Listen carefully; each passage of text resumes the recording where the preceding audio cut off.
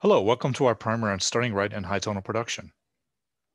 Throughout the primer, we include tips on the process of starting high tonal production, beginning with evaluating if it is truly your best option, through installing your first high tonal, if that is what you choose to do.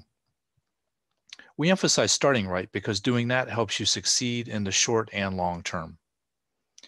As we take up the basic and very important question of whether high tonal production is truly your best option, we offer 5 reality checks. Think of them as issues to consider before committing to high tonal production. In this video, we highlight reality check number 2. However, before we get to that, let's recap reality check number 1. In reality check number 1, we acknowledge that high tonal production has many benefits, but also many challenges. We specifically highlighted the fact that repairing and maintaining and getting the most from your high tonal requires time, money, and effort you must prepare to invest in immediately, even before starting. This is important if only to be sure you are not overlooking the drawbacks of high tonal use as you focus on its benefits. Reality check number 2 is that many high tonals are stationary and that many users place large burdens on the soil covered by their high tonal or tunnels. These burdens arise from normal cropping practices and issues, with some of them listed here.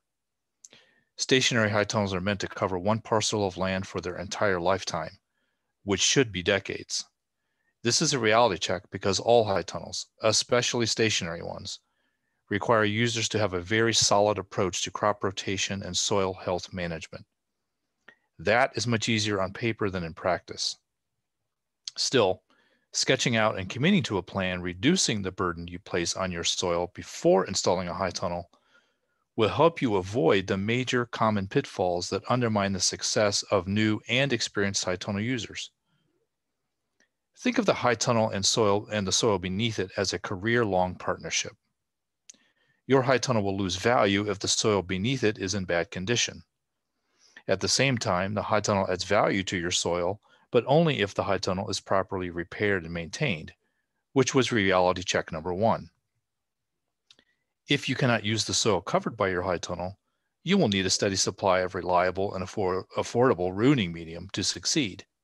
Of course, this represents an additional cost. Again, see reality check number 1. Examples of issues you will face if the soil beneath your high tonal is mistreated, for example, by not rotating or amending or using cover crops or taking other steps, some of them are included here. Avoiding or limiting the severity of these and other issues requires continuous effort and investment of one sort or another. So, in summary, it is important to keep in mind that high tonal production has benefits and drawbacks, and it is best to keep both sets in mind, to not focus only on the positive. Our second reality check when considering high tonal production is that it requires users to take special, repeated, and new steps to maintain the productivity of their soils or to regularly purchase rooting medium. Therefore, be ready to spend money on and become expert at soil management or to purchase alternative rooting medium. Thank you and good luck. Enjoy other videos in this series, and please do not hesitate to contact me if I may be of further service.